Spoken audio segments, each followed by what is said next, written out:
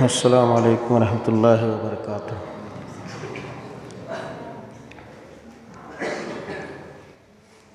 الحمد للہ نحمده ونستعینه ونستغفره ونؤمن به ونتوکل علیہ ونعوذ باللہ من شرور انفسنا ومن سیئات اعمالنا من يهده الله فلا مضل له ومن يضلل فلا هادي له وأشهد أن لا إله إلا الله وحده لا شريك له وأشهد أن محمدًا عبده ورسوله أما بعد فإن خير الحديث كتاب الله وخير الهدي هدي محمد صلى الله عليه وسلم وشر الأمور محدثاتها وكل محدثة بدعة وكل بدعة ضلالة وكل ضلالة في النار۔ اعوذ باللہ من الشیطان الرجیم، بسم اللہ الرحمن الرحیم۔ قل هل يستوي الذین يعلمون والذین لا يعلمون۔ وقال اللہ تبارک وتعالی فی موضع آخر، یا ایہا الذین آمنوا اتقوا اللہ وکونوا مع الصادقین۔ رب اشرح لی صدری ویسر لی امری واحلل عقدۃ من لسانی یفقہوا قولی۔ رب اشرح لی صدری ویسر لی امری واحلل عقدۃ من لسانی یفقہوا قولی۔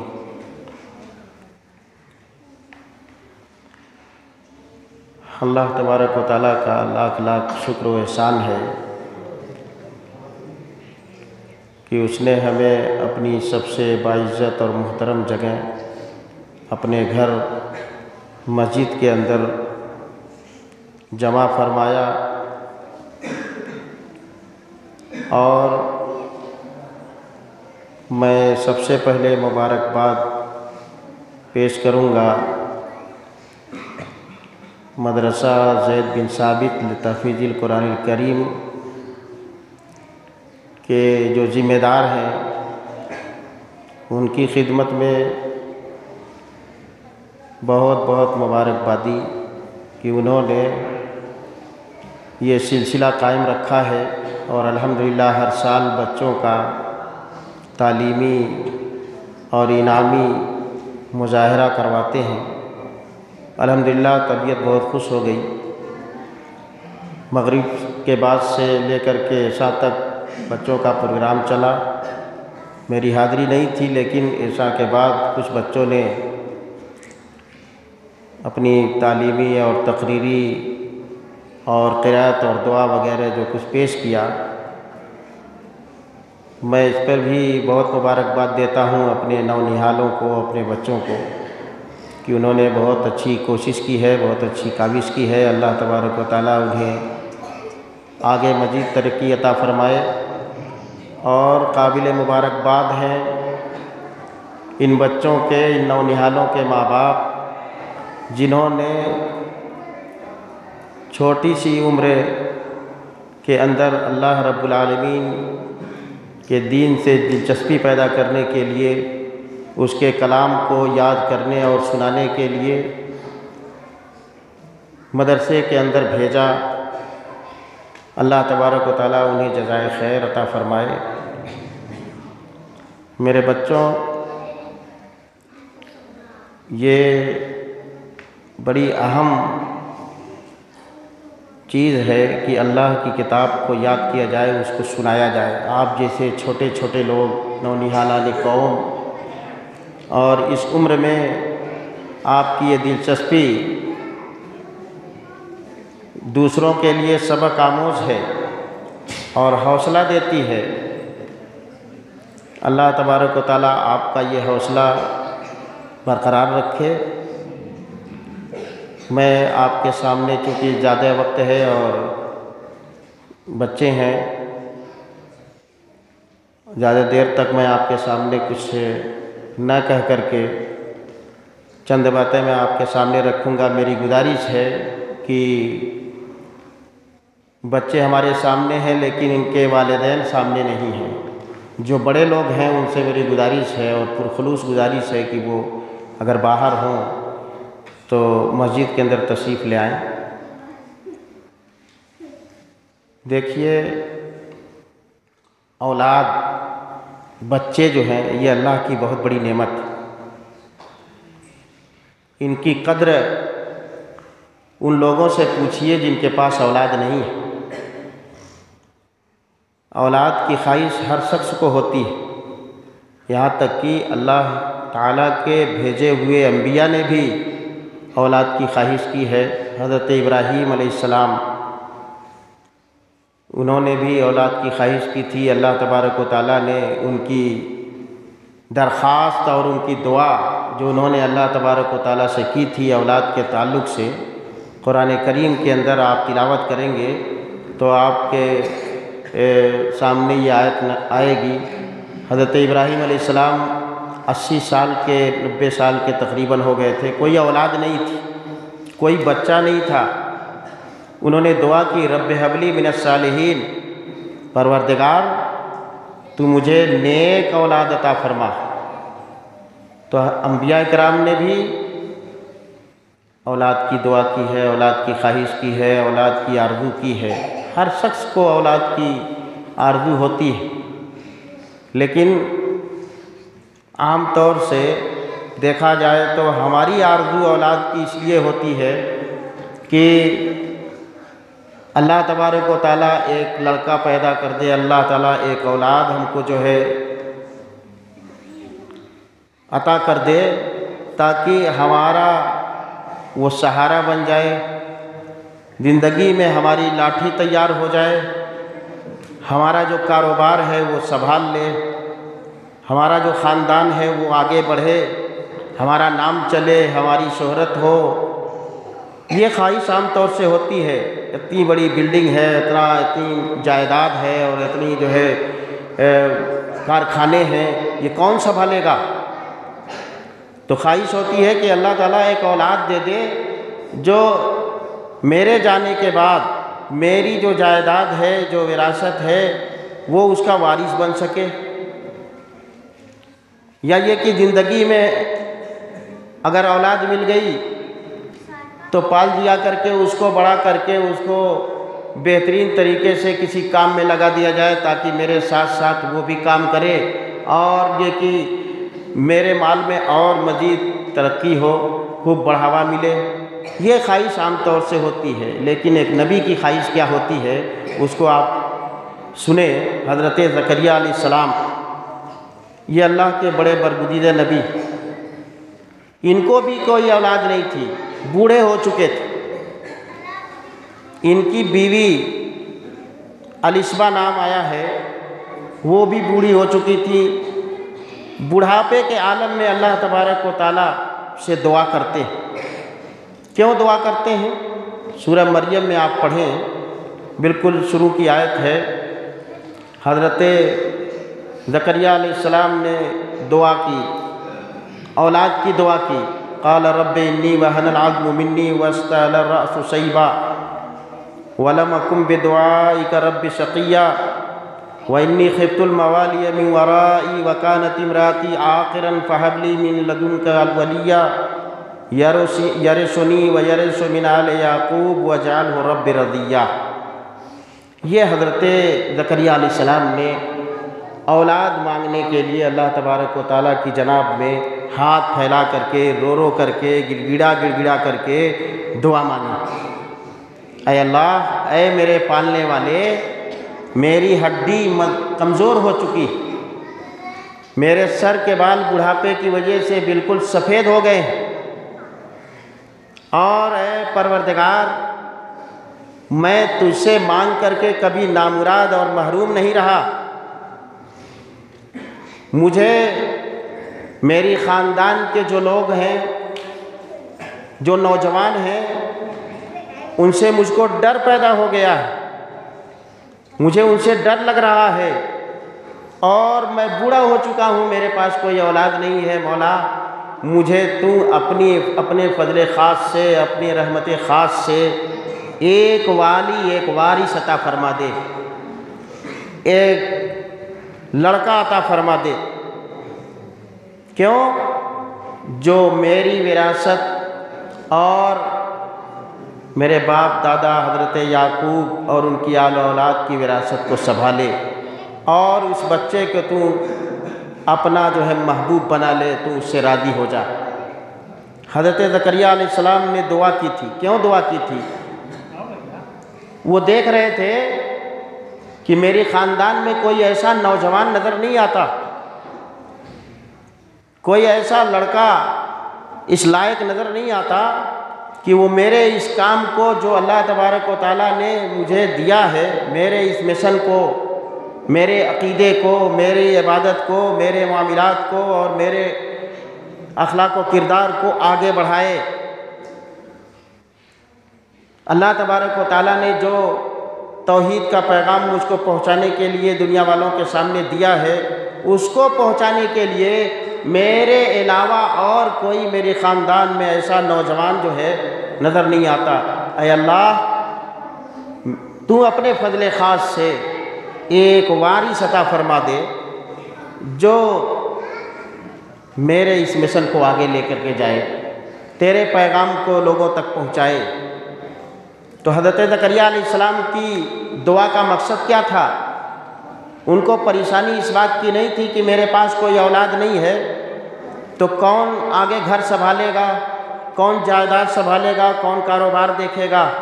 پریشانی صرف اس لیے تھی کہ اللہ تبارک و تعالیٰ نے جو دین دیا ہے، جو مجھ کو عقیدہ دیا ہے، جو عبادات دی ہیں، جو اچھے معاملات دیے ہیں، جو اخلاق و کردار دیے ہیں، اس کو باقی رکھنے والا، اس کو بڑھانے والا، آگے تک پہنچانے والا کوئی نظر نہیں آتا۔ تو ہماری خواہشوں میں اور حضرت انبیاء کرام کی خواہش میں کتنا فرق ہے۔ اصل یہی ہونا چاہیے، ہر آدمی کی خواہش جو ہوتی ہے اولاد کی وجہ ہے، یہ فطری چیز ہے۔ اس کے گھر کے جو کاروبار ہے اس کو سنبھالے گا، ظاہر بات ہے، لیکن سب سے پہلی خواہش اور سب سے پہلی آرزو یہ ہونی چاہیے کہ اولاد جو ہے یہ دیندار ہو، جو اپنے گھر کا عقیدہ ہے، جو اللہ کے نبی صلی اللہ علیہ وسلم کا دیا ہوا دین ہے، جو ایمان ہے، جو نمازیں ہیں اور جو اچھے معاملات ہیں، جو اخلاق و کردار ہیں، اس کو باقی رکھے۔ وہ ایسا نہیں ہے کہ دین و ایمان سے گزرا ہوا ہو اور زیادہ سے زیادہ پیسہ لے آئے، کماؤ پوت اس کو بنا دیا جائے، اور چاہے جہاں بھی جائے، نماز پڑھے نہ پڑھے اس سے کوئی مطلب نہیں، اچھا اس کا عقیدہ ہو کہ نہ ہو اس سے کوئی مطلب نہیں، خیرات و صدقات کرے اس سے کوئی مطلب نہیں، اخلاق و کردار میں خرابی ہو کہ اچھائی ہو اس سے کوئی مطلب نہیں، بس پیسے سے مطلب ہے۔ تو اس طریقے کی خواہش یہ بہت ہی خراب خواہش ہے، گندی خواہش ہے۔ اللہ تبارک و تعالیٰ کو یہ خواہش اور یہ آرزو ناپسند۔ اولاد کی خواہش اس لیے ہونی چاہیے کہ سب سے پہلے وہ اللہ والا بنے۔ اب اس کے لیے ضروری کیا ہے؟ اولاد ہو گئی، اس کے بعد سب سے بڑی فکر اس کی یہ ہوتی ہے، سب سے بڑی ذمہ داری والدین کی یہ ہوتی ہے کہ اس کو دین پر باقی رکھے۔ تو دین پر باقی رکھنے کے لیے تعلیم دلانا ضروری ہے، تعلیم اس کو دلانا ضروری ہے۔ تعلیم کی اہمیت آپ جانتے ہیں، قرآن و حدیث میں بہت زیادہ ہے۔ اللہ تبارک و تعالیٰ نے ارشاد فرمایا، قُلْ هَلْ يَسْتَوِي الَّذِينَ يَعْلَمُونَ وَالَّذِينَ لَا يَعْلَمُونَ، کہہ دیجئے کہ کیا جاننے والے اور نہ جاننے والے دونوں برابر ہو سکتے ہیں؟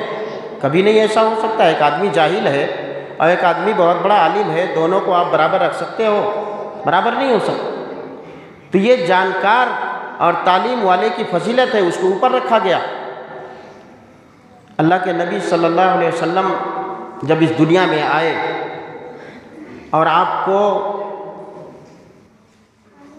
پیغام ملا اللہ کی توحید کا، اللہ کی تعلیمات اور اس کی ہدایات کو پہنچانے کا، تو حضور اکرم صلی اللہ علیہ وسلم کی بعثت کے زمانے میں جس مقام میں آپ پیدا ہوئے تھے مکہ کے اندر، صرف مکہ کا ماحول آپ دیکھ لیجئے کیسا تھا۔ ہر طرف کفر و شرک، لوٹ کھسوٹ، قتل و غارت گری، رہزنی، ڈاکہ زنی، مار دھاڑ، ایک سے ایک بوال روزانہ اٹھتا تھا۔ کوئی آدمی انسانیت کے لائق نہیں تھا۔ ہر آدمی کا یہی مقصد ہوتا تھا کہ کس طریقے سے دوسرے کو برباد کر کے، دوسرے کو مار کر کے اس کا مال ہتھیا لیا جائے، بڑا گندا ماحول تھا۔ اب اس ماحول کو سدھارنے کے لیے ہونا تو یہ چاہیے تھا کہ اللہ تبارک و تعالیٰ قرآن کریم کے اندر کوئی ایسی آیت نازل کرتا، اللہ کے نبی صلی اللہ علیہ وسلم کو کوئی ایسا میسیج یا ایسا پیغام دیتا کہ جس سے کفر و شرک کی مذمت ہوتی، قتل و غارت گری کو روکنے کی کوئی آیت ہوتی، رہزنی اور ڈاکہ زنی کو ختم کرنے کی کوئی آیت ہوتی، لیکن ایسا نہیں ہوا۔ اللہ تبارک و تعالیٰ نے جو سب سے پہلا پیغام دیا غار حرا میں، سب سے پہلی وحی جو آئی وہ کیا تھی؟ اقرأ بسم ربک الذی خلق، پڑھو اس رب کے نام سے جس نے پیدا کیا۔ تو اللہ تبارک و تعالیٰ نے 5 آیتیں نازل کی۔ اقرأ وربک الاکرم الذی علم بالقلم علم الانسان ما لم یعلم، یہ 5 آیات جو نازل ہوئی، اس میں کیا ہے؟ کفر و شرک کی، بظاہر کفر و شرک کی ممانعت نہیں ہے، مذمت نہیں ہے، اس کی تردید نہیں ہے، قتل و غارت گری کی مذمت نہیں ہے، لیکن ہے کیا؟ پڑھو، تعلیم حاصل کرو، علم حاصل کرو۔ کیوں؟ اس لیے کہ علم ایک روشنی ہے۔ جیسے کسی ایک تاریک کمرے میں، اندھیرے کمرے میں سانپ بھی ہوں، بچھو بھی ہوں، کیڑے مکوڑے ہوں، زہریلے جو ہے حشرات الارض ہوں، اور اس اندھیرے کمرے میں آپ جائیں لاٹھی اور ڈنڈا لے کر کے اور ایک ایک سانپ کو مارنا شروع کریں، تو سب سے بڑی مشکل یہ ہوگی کہ آپ کو دکھائی تو دے گا نہیں۔ ایک سانپ کو ماریں گے، دوسرا سانپ ہو سکتا ہے آپ کو کاٹ لے، بچھو آپ کو ڈنک مار دے، دوسرے کیڑے مکوڑے آپ کو کاٹنے لگیں۔ تو آپ کی یہ جو کوشش ہے اندھیرے میں ڈنڈا مارنے کی، کامیاب نہیں ہو سکتی۔ لیکن اگر آپ اسی کمرے میں، اسی تاریک کمرے کے اندر ایک بلب جلا دیں، روشنی کر دیں، تو تمام کیڑے مکوڑے کیا کریں گے؟ دھیرے دھیرے دھیرے جو ہے وہ اپنا بسیرا وہاں سے اٹھا دیں۔ کیوں؟ اس لیے کہ ان کا بسیرا تاریکی ہے، یہ روشنی برداشت نہیں کر سکتے۔ بلب جلانے کے بعد روشنی ہو جائے گی، تمام سانپ بچھو اور کیڑے مکوڑے سب اپنا ٹھکانہ بدل دیں گے، روشن جگہ سے تاریک جگہ میں چلے جائیں گے، اس لیے کہ وہ تاریکی ہی میں رہتے ہیں۔ تو یہی انسانی سماج کا حال ہے، یہی کیفیت ہے کہ اخلاق و کردار کی، عقائد کی، عبادات کی اگر معلومات نہیں ہے اور جہالت کی تاریکی میں لوگ ہیں، تو جہالت میں کی تاریکی کو دور کرنے کے لیے کیا ہوگا؟ علم کی روشنی کی ضرورت ہے۔ اس لیے کہ تاریکی جب ہوگی اور جہالت جب ہوگی تو تمام مفاسد اور تمام بگاڑ اسی سے پیدا ہوتے ہیں، وہیں ان کی پرورش ہوتی ہے۔ لہذا آپ علم سیکھیے، اور علم سے توحید کا علم، اس کی روشنی پھیلے گی، اور اسی طریقے سے رسالت کا علم، اس کی روشنی پھیلے گی، اخلاق و کردار، اچھے اخلاق و کردار کی روشنی پھیلے گی۔ تو ان تمام روشنیوں سے کیا ہوگا؟ جہالت دور ہو جائے گی، لوگ مہذب ہو جائیں گے۔ یہ فضیلت ہے علم کی۔ اور علم کی فضیلت پر ایک مثال آپ کو دوں، کتا جانتے ہیں نا، بہت ہی ناپاک جانور، ناپاک جانور ہے کہ نہیں ہے جی؟ کتا کیسا جانور ہے؟ نجس ہے، ناپاک۔ کسی کے دروازے پر اگر چڑھ جائے، دروازے کے پاس ہو، تو اس کو دور دور آ کے بھگا دیتا ہے۔ سو رہا ہے تو اس کو مار کر کے بھگا دیتے ہیں۔ کسی برتن میں اگر منہ ڈال دے تو حدیث میں آتا ہے کہ اس برتن کو 7 مرتبہ پانی سے دھلا جائے، اتنا ناپاک ہے، اتنا جراثیم زدہ ہوتا ہے۔ اس کا جراثیم ایسا ہوتا ہے جن کو کتا کاٹ لیتا ہے، اگر انجیکشن وغیرہ اور اس کا اچھا علاج نہ ہو، اس کی دوا علاج نہ ہو، تو 6 مہینہ سال بھر کے اندر وہ کتے کی طرح جو ہے بولنے لگتا ہے۔ جراثیم اتنا سخت اور اتنا جو ہے زہریلا ہوتا ہے۔ ناپاک کتا، نجس جانور، ہر آدمی اس کو جو ہے بھگاتا ہے، یہاں تک کہ جس گھر میں ہوتا ہے اس میں فرشتے نہیں آتے۔ اور ممانعت ہے کتا پالنے کی، کہ کوئی آدمی کتا نہ پالے، اس لیے کہ فرشتے نہیں آئیں گے۔ تو ناپاک کتا اتنا نجس اور اتنا زہریلا، اسی طریقے سے اتنا مفسد، بگاڑ پیدا کرنے والا وہ کتا اگر سکھا دیا جائے، اس کتے کو اگر شکار کرنے کا ڈھنگ بتا دیا جائے، جیسے مجرموں کو تلاش کرنے کے لیے آج حکومت کے پاس بہت سے ایسے کتے ہوتے ہیں جن کو سکھایا جاتا ہے، وہ مجرم کو تلاش کر لیتے ہیں، قاتل کو تلاش کر لیتے ہیں، تو سکھا دیا جائے کتے کو، عربی میں معلم کہا جاتا ہے، معلم کتا، شکار کرنے کا ڈھنگ اس کو بتا دیا جائے اور اس کو کسی شکاری پر چھوڑ دیا جائے، شکار پہ خرگوش وغیرہ، ہرن وغیرہ، یا اس طریقے سے جو شکار کرنے والے جو جانور ہوتے ہیں کھائے جانے والے، ان کو پکڑنے کے لیے، ان کو شکار کرنے کے لیے اس کتے کو چھوڑ دیا جائے،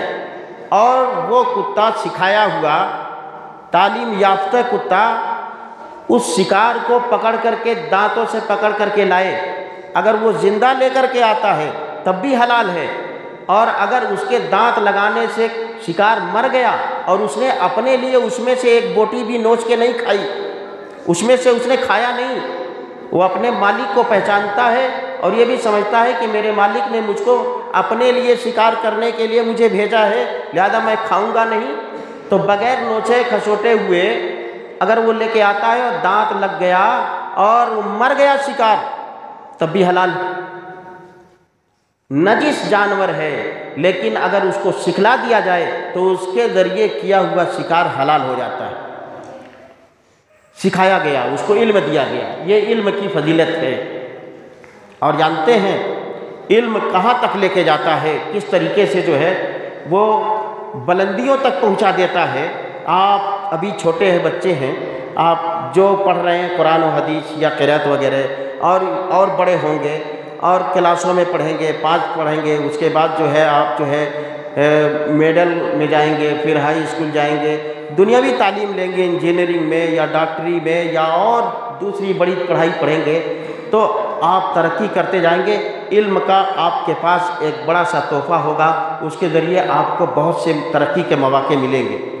دینی علم پڑھیں گے، اللہ تبارک و تعالیٰ کی رحمت آپ کے اوپر۔ نافع اور غیر نافع، ایک ایسا علم ہوتا ہے جو نافع، نفع بخش ہوتا ہے، قرآن و حدیث کا علم سب سے اوپر ہے، اس کے علاوہ آپ نے ڈاکٹری پڑھی، انجینئرنگ پڑھ لی، یا یہ کہ بڑی سے بڑی ڈگریاں لے لیا، جو خدمت خلق کے کام آتی ہے، وہ نافع ہے، تو آپ کو بہت ترقی کے درجات تک پہنچا دے گی۔ ایک واقعہ میں آپ کے سامنے جو ہے ذکر کرتا ہوں، بہت مختصر طور سے میں اپنی بات کروں گا، زیادہ وقت نہیں لوں گا۔ دیکھیے، علم کی وجہ سے، صلاحیت اور قابلیت کی وجہ سے آدمی کتنا اونچا ہو جاتا ہے۔ مغلیہ سلطنت آپ جانتے ہیں ہندوستان کے اوپر حکومت کر چکی ہے۔ مغلیہ حکومت میں 2 وزیر اعظم بہت مشہور ہوئے، 2 وزیر اعظم جو اپنے علمی قابلیت کی وجہ سے اور صلاحیت کی وجہ سے وزیر اعظم بن گئے۔ اس میں ایک نام ہے ابو الفضل فیضی کا اور دوسرا نام ہے نواب سعد اللہ خان کا۔ نواب سعد اللہ خان کسان کے بیٹے تھے، بہت غریب، بھینس اور گدھا اور بکری چرانے والا آدمی، اس کا بیٹا کیا کام کرے گا؟ باپ غریب تھا، بھینس چرایا کرتا تھا، بکریاں پالے ہوئے تھا، اور کوئی کاروبار نہیں تھا۔ باپ نے کہا کہ سعد اللہ، تم میرے ساتھ بکریاں چراؤ، بھینس چراؤ، اور تم سے کوئی کام نہیں ہم لیں گے۔ تو سعد اللہ ابھی بچے تھے، چھوٹے چھوٹے بچے جو ہمارے ہیں ان کی طرح، وہ دیکھتے تھے کہ میرے باپ نے مجھ کو بھینس چرانے پر لگا دیا ہے، بکریاں چرانے پر لگا دیا ہے، اور میرے ہم عمر لڑکے، میرے جیسے بچے جو ہیں یہ اسکول جاتے ہیں، مدرسہ جاتے ہیں، پڑھتے ہیں اور بڑی اچھی اچھی باتیں کرتے ہیں۔ تو ان کے دل میں بھی ایک ہوک اٹھتی تھی، ایک حوصلہ ہوتا تھا کہ کاش کہ میں بھی جو ہے مدرسے میں جاتا، یہ بکریاں نہ چراتا، بھینس نہ چراتا۔ تو انہوں نے اپنے باپ سے کہا کہ ابا جان، میری خواہش یہ ہے کہ جس طریقے سے میری عمر کے بچے، میرے ساتھی یہ لوگ پڑھنے جاتے ہیں، اور پڑھ کر کے آتے ہیں تو بڑا اچھا بولتے ہیں۔ میری بھی خواہش ہے کہ میں بھی کہیں کسی مدرسے میں کسی اسکول میں داخل ہو جاؤں۔ باپ سمجھدار تھا، ماحول کو دیکھا تھا، اس نے کہا کہ چلو ٹھیک ہے، تمہاری خواہش بہت اچھی ہے، چلے جاؤ، لیکن تم یہاں نہیں رہو گے، گھر میں رہو گے تو پڑھ نہیں پاؤ گے، تم دلی چلے جاؤ، اور یہ جان لو کہ میرے پاس بھینس اور بکری کے علاوہ کچھ ہے نہیں، میں تم کو ایک پیسہ نہیں بھیجوں گا، تم پڑھنے کے لیے خود کہہ رہے ہو، جاؤ تم جانو، تمہارا کام جانے۔ لہذا نواب سعد اللہ خان کہتے ہیں کہ مجھ کو تو بس ابا کی اجازت کی ضرورت تھی، ابا نے ہاں کہہ دیا اور میں بڑا خوش ہو گیا، اور وہاں سے ایک قافلے کے ساتھ دلی روانہ ہو گیا۔ دلی پہنچا تو دن بھر کام کرتا تھا، کہیں ہوٹل میں برتن دھونا، کہیں جو ہے گلاس دھونا، کہیں کچھ دھونا، کہیں کسی کے جھاڑو پوچھا لگانا، اس سے جو کچھ پیسہ مجھ کو ملتا تھا وہ پیسہ لے کر کے کیا کرتا، کتابیں خریدتا اور رات میں پڑھائی کرتا، رات میں میں پڑھنے چلا جاتا۔ تو پڑھتے پڑھتے 1 2 3 4 5 اس طریقے سے 5 کلاس میں پہنچے، تو اس وقت جو دور تھا وہ مغلیہ خاندان کے بادشاہ شاہجہاں کا دور تھا۔ شاہجہاں بادشاہ جہانگیر بادشاہ کا لڑکا، جہانگیر کے بعد اس کی تخت نشینی ہوئی، بادشاہ بنا، تو اپنا لقب جو اس نے رکھا شاہجہاں رکھا، نام تھا شہاب الدین، اور لقب کیا رکھا، شاہجہاں، یعنی دنیا کا بادشاہ۔ تو جب یہ بادشاہ بنا، تخت پر بیٹھا، تو ایران سے وہاں کے بادشاہ کا ایک خط آیا شاہجہاں کے پاس، اس میں لکھا تھا کہ ہم کو پتہ چلا ہے کہ تم شاہجہاں کہے جاتے ہو، تم تو ہندوستان کے بادشاہ ہو نا، ہند کے بادشاہ ہو، دنیا کے بادشاہ تو نہیں ہو، ہم تو تم سے بڑے بادشاہ ہیں، تم شاہجہاں کیوں اپنے آپ کو کہتے ہو، تم شاہ ہندوستان کہو، شاہ ہند کہو، یہ لقب بدل دو۔ اب ظاہر بات ہے ایرانی حکومت اس وقت پاورفل حکومت تھی، اور شاہجہاں نیا نیا بادشاہ بنا ہوا تھا، اس کو بڑی جو ہے پریشانی لاحق ہوئی کہ اب کیا کروں۔ تو اپنے درباریوں سے، اپنے وزراء سے مشورہ کیا کہ دیکھو بھائی یہ خط آیا ہوا ہے، اس کا جواب دو۔ تمام درباریوں نے بہت سوچا، بڑا غور و فکر کیا، کسی سے کوئی جواب بن نہیں پایا۔ اس کے بعد کیا ہوا، حکم دیا کہ ہماری ریاست میں جتنے مدارس ہیں، جتنے مکاتب ہیں، وہاں یہ پیغام بھیجوا دیا جائے کہ بادشاہ کے خط کا جواب دیا جائے، وہاں کے اساتذہ، وہاں کے شاگرد، وہاں کے طالب علم، پڑھنے والے لوگ وہ جو ہے جواب دیں۔ لہذا تمام مدارس میں اور مکاتب میں وہ خط جو ہے پڑھ کے سنایا گیا اور جواب مانگا گیا۔ تمام اساتذہ مل کر کے بیٹھے، ہر مکتب کے، ہر مدرسے کے اساتذہ جو ہیں مل کر کے بیٹھے، کسی سے کوئی جواب نہیں بن پایا۔ شاگردوں کو دیا گیا، پڑھنے والے بچوں کو دیا گیا، وہ لوگ بھی سر جوڑ کر کے بیٹھے ہوئے، کوئی سمجھ میں نہیں آ رہا۔ کیا ہوا کہ جس مکتب میں سعد اللہ پڑھتے تھے وہاں بھی یہ پیغام آیا، تو سعد اللہ نے ایک جواب لکھا۔ 5 کلاس میں پڑھ رہے ہیں، ابھی چھوٹے بچے ہیں آپ جیسے لوگ، لیکن اللہ تبارک و تعالیٰ نے ذہن عطا کیا تھا، علم کا شوق تھا، اور اپنے شوق کی بنا پر آئے تھے۔ انہوں نے جواب لکھا، کیا لکھا کہ اپنا پہلے نام لکھا اور پتہ لکھا، پھر اس کے بعد اس میں لکھا کہ ہند، آپ پڑھے ہوں گے قاعدہ بغدادی کے نیچے جو ہے آخر میں یہ گنتیاں دی ہوتی ہیں، الف کی 1 گنتی، بے کی 2، ابجد، حوض، ہتی، کلمن، شاپس، یہ گنتیاں ہوتی، تو وہ پوری گنتی ان کو یاد تھی۔ تو سعد اللہ نے لکھا کہ ہند، آپ کہتے ہیں کہ ہند کا بادشاہ ہونا چاہیے تھا، تو ہند میں 3 حروف ہیں، چھوٹا ہے، اور چھوٹے ہے کا عدد جو آتا ہے 5 آتا ہے، نون کا 50 آتا ہے، اور دال کا جو ہے یہ 4 آتا ہے، تو کتنا ہو گیا، چھوٹے ہے کا 5 نون کا 50 اور دال کا 4، ملا کر کے 59 ہوا۔ اس کے بعد کہہ رہے ہیں کہ ہند کا جو عدد ہے، جو گنتی ہے، وہ بھی 59 ہے، اور جہاں کی گنتی بھی 59 ہے۔ جیم کا 3، ہے کا کتنا آیا تھا؟ 5، تو 3 5 8 ہو گیا، اور اس کے بعد جو ہے الف کا 1 9 اور نون کا 50 59 ہو گیا۔ تو ہند کا بھی عدد جو ہے وہ 59 ہے، اور جہاں کا بھی عدد جو ہے وہ 59 ہے، لہذا ہمارے بادشاہ کا لقب صحیح ہے، شاہ جہاں کہے جانے کے لائق ہیں۔ اب اس کے بعد یہ جواب لکھ کر کے استاد کو انہوں نے دے دیا۔ اب استاد نے، جو ان کے کلاس کے استاد تھے، انہوں نے جواب پڑھا، اور پڑھ کر کے اس کو دیکھا تو ان کو پسند نہیں آیا، لہذا کیا کیا، تمام جوابات جتنے تھے سب کے نیچے جو ہے ان کا پرچہ رکھ دیا، ان کا جواب جو ہے سب کے نیچے رکھا، سب سے نیچے، اور وہ پلندہ پورے جوابات کا بادشاہ سلامت کے دربار میں پہنچا دیا گیا۔ اب بادشاہ سلامت نے وہ جوابات اپنے ہاتھ میں جیسے ہی لیا تو نیچے کا پیج جو تھا وہ گر گیا، نیچے کا پیج گر گیا۔ اس کے بعد بادشاہ نے اٹھایا اور اس کو دیکھا، لکھا ہوا ہے نام سعد اللہ خان اور فلاں جگہ کے رہنے والے، اور جواب اس طریقے سے انہوں نے پڑھا۔ بڑا پسند آیا، بہترین جواب ہے، یہ تو پورا جواب رکھ دیا، ایک بھی جواب نہیں دیکھا، بس ان کا جواب لے کر کے انہوں نے کہا کہ یہ بچہ کس مکتب میں پڑھتا ہے، یہ بچہ کس مکتب کا ہے، اس کو بلا کے لے آؤ۔ لہذا سعد اللہ خان کو شاہجہاں بادشاہ نے بلوایا، اور بلوا کر کے اپنے ذاتی عملے کے اندر جو اس کے کام کرنے والے لوگ تھے، اس 5 پڑھنے والے بچے کو اپنے ذاتی عملے میں شامل کر دیا۔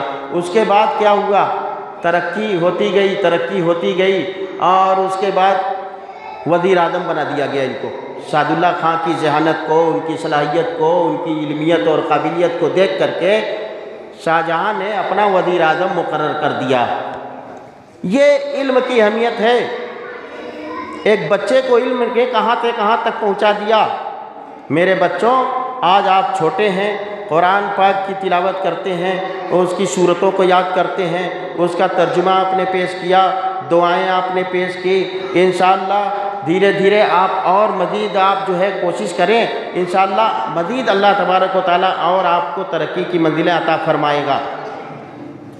اللہ دعا ہے کہ اللہ تعالیٰ آپ کو اور مزید حوصلہ دے، ماں باپ کو بھی اور مزید حوصلہ دے کہ اپنے بچوں کو لے آئیں۔ تو یہ علم کی اہمیت ہے۔ اب آدمی بہت بڑا عالم تو بن جاتا ہے، تعلیم بہت بڑی صلاحیت ہے، عالم سے بڑا عالم بن گیا، حافظ و قاری بن گیا۔ اسی طریقے سے دنیاوی علوم جو ہیں، انجینئر ہے، ڈاکٹر ہے، اور IAS اور PCS اور کیا کیا لوگ بن جاتے ہیں، لیکن کیا ہے، تربیت نہ ہونے کی وجہ سے بولنے کی تمیز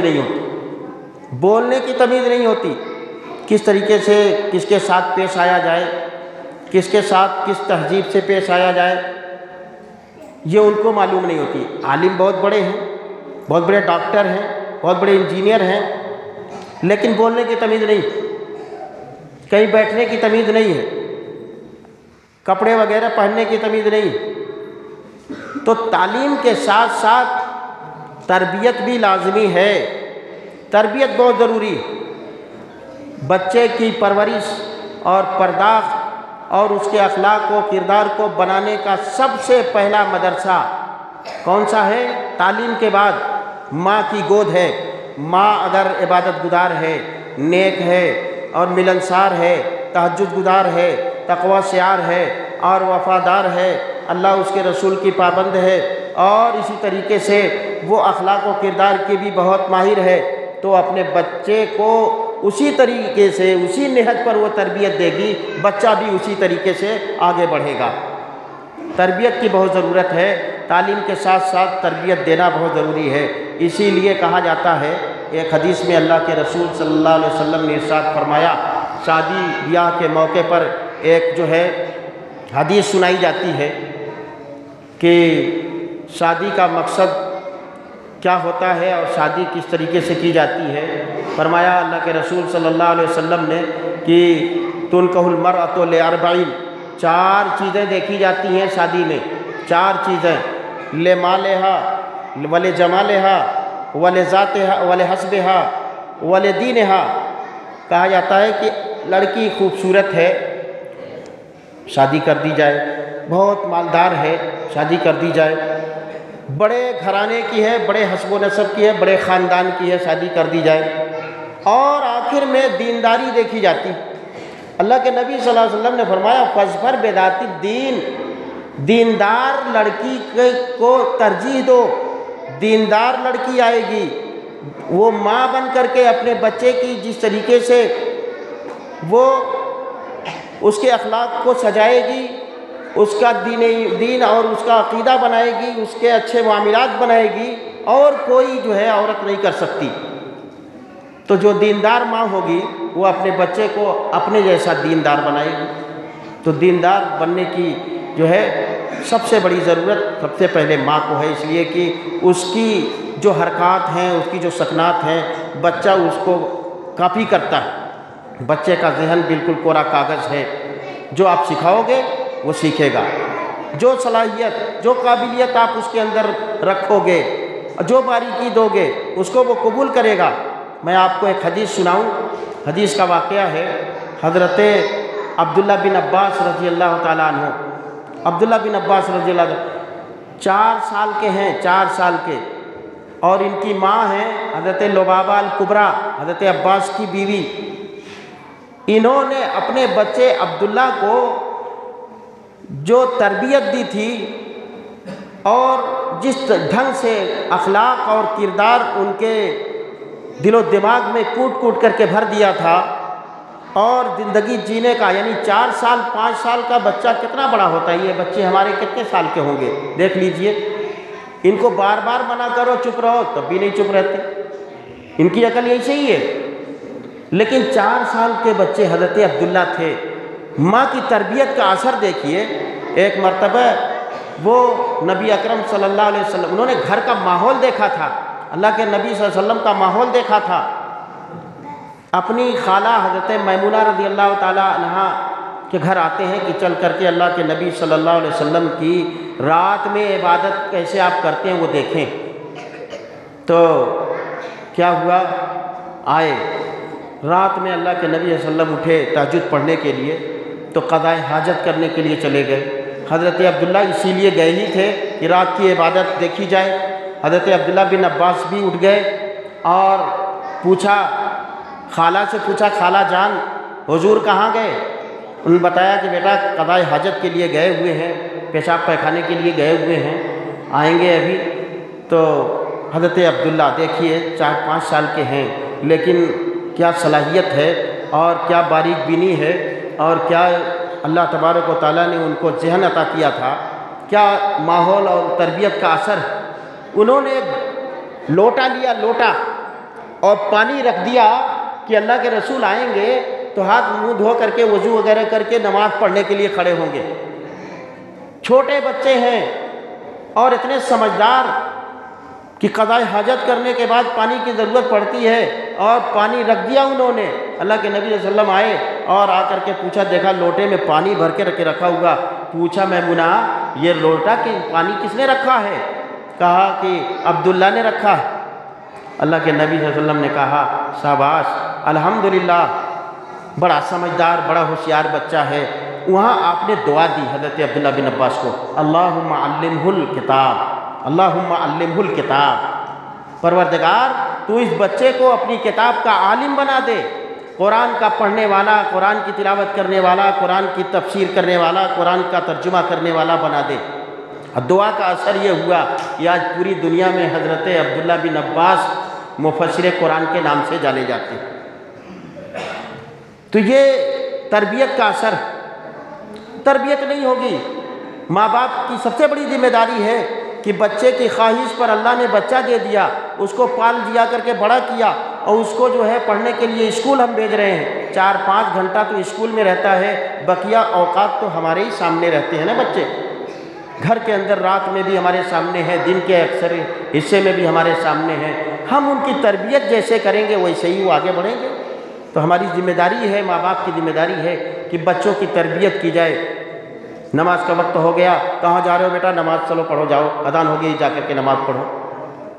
چھوٹے بچوں کو مسجد میں لانے کے لیے واجبی حکم نہیں دیا گیا، لیکن یہ ہے کہ چھوٹے بچے آئیں گے مسجد میں تو دیکھ کر کے اٹھنا بیٹھنا دیکھ کر کے، چونکہ بچے ہیں اس کو کاپی کریں گے۔ اسی طریقے سے بہت سارے بچے ہیں گھر کے اندر سجدہ کرتے ہیں اور رکوع کرتے ہیں اور اس طریقے کے حالات ہوتے ہیں، کیوں؟ وہ کیچ کرتے ہیں۔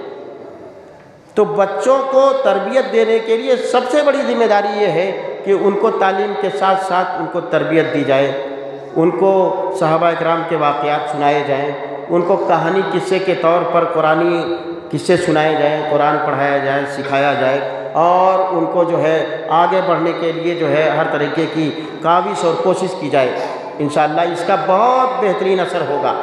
جیسے آج کے یہ بچے ہیں ہمارے نونہالانی قوم، ان کے ماں باپ نے ان کو بھیجا ہے تبھی تو آ رہے ہیں، ان کے شوق بھی ہے، ان کا پڑھ رہے ہیں، اور سالانہ جو مظاہرہ ہوتا ہے اور اس مظاہرے میں یہ بچے جو کچھ پیش کرتے ہیں، اور اگر میں تو یہ کہتا ہوں کہ تھوڑی سی کمی ہماری بہت ہے، ہم ان بچوں کی حوصلہ افزائی نہیں کر پاتے، اس لیے حوصلہ نہیں بڑھتا۔ تو بیچارے بچے جو ہے جو امید لے کر کے آتے ہیں، ان کو کیا چاہیے؟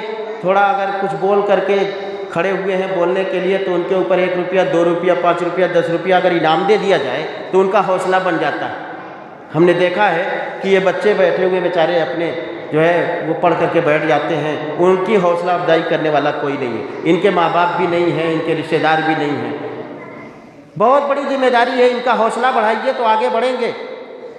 حوصلہ نہیں بڑھائیں گے آپ تو ایک دن بچے پیچھے ہٹ جائیں گے اور بھاگ جائیں گے، آپ کے باقی ہو جائیں گے۔ یہ ہماری سب سے بڑی کمی ہے۔ اور ان کی تربیت ہمیں کیسے کرنی چاہیے؟ کسی بھی کام پر ان کو جو ہے فوری طور پر ہاتھ اٹھا کر کے مارنا نہیں، یا یہ کہ 4-5 بچے ہیں، اگر میرا بچہ اس میں ہے، اس نے غلطی کر دیا ہے تو ان بچوں کے سامنے اس کو مارنا نہیں، اس کو ڈانٹنا نہیں، اس لیے کہ وہ نروس ہو جائے گا، تمام بچے اس کا مذاق اڑانے لگیں گے، ہمت کھو دے گا۔ اس کو سمجھائیے بڑے پیار سے، بڑے اخلاق سے کہ یہ بچہ آپ کے ساتھ بھی ہوگا، ورنہ یہ ہوگا کہ آج عام طور سے شکایت یہ ہے مولوی صاحب ہمارے بچے افلاطون ہو گئے، ہماری بات سنتے ہی نہیں، بڑے ہو گئے ہماری بات نہیں سنتے۔ اور اس کے بعد یہ ہوتا ہے کہ پیسہ ویسا لگا کر کے ان کو سعودیہ یا دبئی کمانے کے لیے بھیج دیا تو اب وہ پیسے ہی نہیں بھیج رہے ہیں، شادی اپنے من موافق کر رہے ہیں۔ کیوں؟ تربیت میں کمی تھی ہماری، ہم نے ویسی تربیت نہیں دی، اخلاق و کردار ان کا نہیں بنایا، ان کو دین سے قریب نہیں کیا، اللہ اس کے رسول کی باتیں ہم نے ان کو نہیں سمجھائیں، تو آگے چل کر کے باغی ہو گئے، تو اب شکایت ہماری فضول ہے۔